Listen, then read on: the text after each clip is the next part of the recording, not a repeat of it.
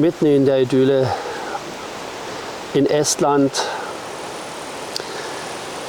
Ich möchte heute über Diktatur und Demokratie sprechen. Wollen die Leute wieder Diktatur? Sind die Leute in Deutschland, auch in anderen Ländern im Westen, in den USA, sind die Menschen müde, die Demokratie zu ertragen? Möchten sie wieder einen starken Mann haben, einen Diktator?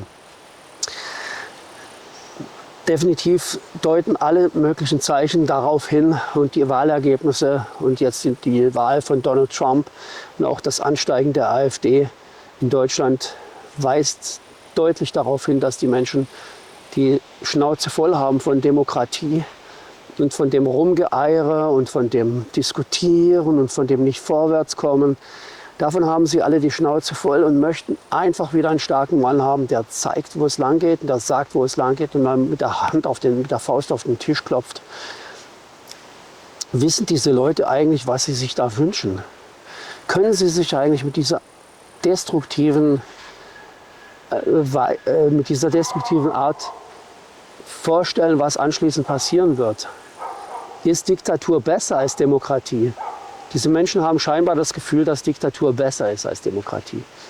Ich befinde mich jetzt gerade in Estland, einem der 3 baltischen Staaten, und wir haben in Litauen das KGB-Museum besucht, das Museum der Besatzung.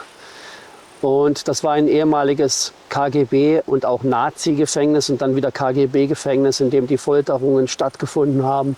Leute nach elendiglichen Verhören und Folterungen entweder schon dort gestorben sind oder anschließend für 25 Jahre in Lagerhaft nach Sibirien gekommen sind. Und das haben dann auch wieder die allerwenigsten überlebt. Gut, das sind alles Extrembeispiele aus der Vergangenheit und sowas könnte nie wieder kommen, könnte man glauben. Wir haben ja in Deutschland jetzt 80 Jahre, in Westdeutschland 80 Jahre lang Frieden und Demokratie erlebt. In Ostdeutschland waren es keine 80 Jahre, da waren es 30 Jahre seit der Unabhängigkeit. Und Demokratie ist eine schwierige Sache. Demokratie ist kompliziert und anstrengend. Demokratie braucht Kompromisse, da muss gerungen werden um die Meinungen und da muss ein Kompromiss geschlossen werden. Demokratien sind Kompromissmaschinen. Aber Demokratien sind von allen schlechten Regierungsformen die besten. Und eine Diktatur als die beste Regierungsform hinzustellen, ist im besten Falle naiv. Wir haben ein sehr gutes Sprichwort im Deutschen, das heißt, das Kind mit dem Bade ausschütten. Jemand, der jetzt die Demokratie abschaffen möchte zugunsten der Diktatur, der schüttet das Kind mit dem Bade aus. Man stellt sich mal das bildlich vor. Man hat so einen Waschzuber mit einem kleinen Kindlein drin, einem wertvollen Baby, was da gebadet und gewaschen worden ist. Und dann schüttet man das Badewasser aus, schub, und dann das Kind gleich mit. Tot, schwer verletzt.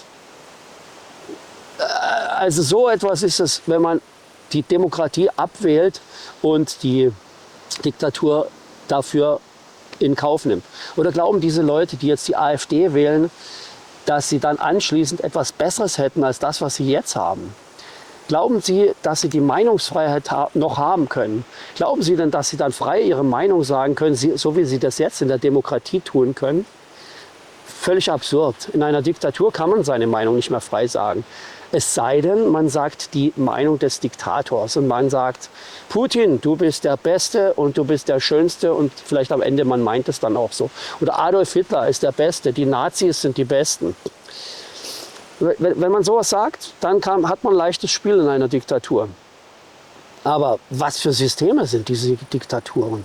Das sind Systeme, die in sich marode sind, wo nur eine ganz kleine Elite obendran ist, die was Besseres ist als die breite Masse.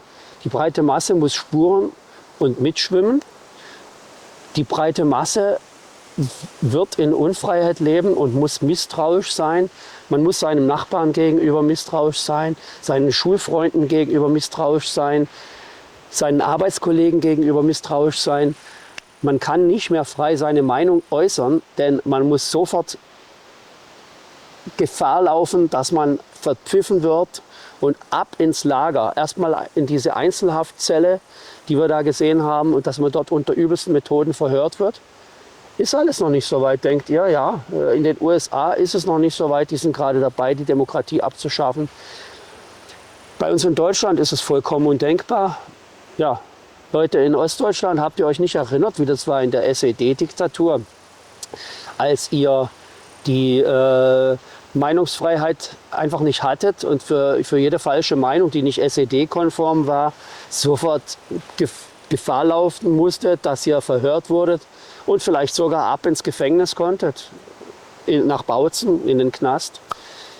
Und das ist definitiv kein Spaß gewesen, habe ich mir sagen lassen. Auch in der Diktatur der DDR nicht. Es war keine menschliche Diktatur.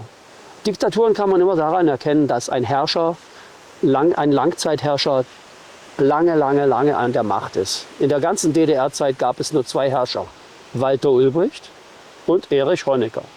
Über den haben die da unten sich dann unter vorgehaltener Hand lustig gemacht und es kursierten die DDR-Witze. Ich kann jetzt keinen zum Besten geben, ist auch egal, aber ihr wisst ganz genau, was ich meine, ihr Ostdeutschen, die mir jetzt vielleicht hier zuschaut. Die Diktatur der DDR will kein Mensch wieder haben. Aber die Bundesrepublik, die BRD, als eine Diktatur zu bezeichnen, ist schlichtweg unverschämt. Ich hab Worte gehört wie die Corona-Diktatur. Also, dass die Corona-Maßnahmen aufs Schärfste angegriffen worden sind und als Diktatur bezeichnet wurden. Leute, ihr wisst doch selbst, was Diktatur ist. Wie könnt ihr die Maßnahmen der Bundesregierung während der Corona-Zeit als diktatorische Maßnahmen bezeichnen? Da müsstet ihr euch doch eigentlich schämen für diese Aussage. Denn die Corona-Maßnahmen waren keine diktatorischen Maßnahmen, sondern eigentlich der verzweifelte Versuch, die Volksgesundheit am Leben, also die Volksgesundheit zu erhalten, angesichts einer unbekannten Pandemie, die oftmals tödlich ausgegangen ist, wenn sie nicht ordentlich behandelt wurde oder beziehungsweise man wusste die Behandlung dafür noch gar nicht. Es war eine schwierige Zeit und als endlich die Impfstoffe dann nach einem Jahr ungefähr entwickelt worden waren, da dachte ich, hurra, endlich ist ein Impfstoff entwickelt. Und schon kam Pläng, Pang, großes Gezeter über diese Impfstoffe, über diese Plörre, die man sich nicht in die Venen spritzen lassen will, in die Adern. Also ich habe mich gefragt, woher kam eigentlich diese negative Grundhaltung ständig? Und ich habe meine Theorie, und das war auch bezeichnend für mich, zu sehen, dass immer diejenigen, die die größten Corona-Leugner waren, die größten Impfgegner, dass das auch gleichzeitig die größten Putin-Freunde waren und die größten Freunde einer Diktatur eben. Und die haben auch in diesen Gruppen verkehrt. Die haben sich nicht die öffentlich-rechtlichen Medien angeschaut. Wenn man zum Beispiel im Internet heutzutage zitiert, ich habe im ZDF oder ARD dies und jenes gesehen, dann bekommt man Kommentare mit einem Tränenlach-Smiley und ein Typ, der dann sagt, wehe, der schaut sich noch die öffentlich-rechtlichen an. Daran kann man sehen, dass unsere öffentlich-rechtlichen Medien so diskreditiert sind bereits und unglaubwürdig sind, dass diese Menschen für die öffentlich-rechtlichen Medien nicht mehr erreichbar sind. Also wir sehen eine große Entfremdung der Bevölkerung zur Politik und auch zu den öffentlich-rechtlichen Medien und den ordentlich journalistisch arbeitenden Medien. Wo kommt das alles her? Ich habe meine Theorie, dass einer der ganz großen Brandbeschleuniger, wenn nicht überhaupt der große Brandbeschleuniger, Wladimir Putin ist, mit seiner KGB-Sozialisation und seinem riesigen Propagandaapparat, den er inzwischen in Russland aufgebaut hat, und mit den Methoden, mit denen er das Internet fluten kann, mit gefälschten Nachrichten und Trollkommentaren und gleichzeitig die richtigen, echten Nachrichten, nämlich die öffentlich-rechtlichen und den sauber recherchierten Journalismus der großen Tageszeitungen in Deutschland und der Wochenzeitungen. Also ich rede jetzt nicht von Kompaktmagazinen oder so. Also es gibt wichtige und gute Wochenzeitungen, zum Beispiel den Spiegel, Da werde ich jetzt wieder Tränenlach-Smileys ernten, ist doch klar. Aber diese Zeitungen arbeiten nach journalistischen Prinzipien und recherchieren ihre Artikel sauber.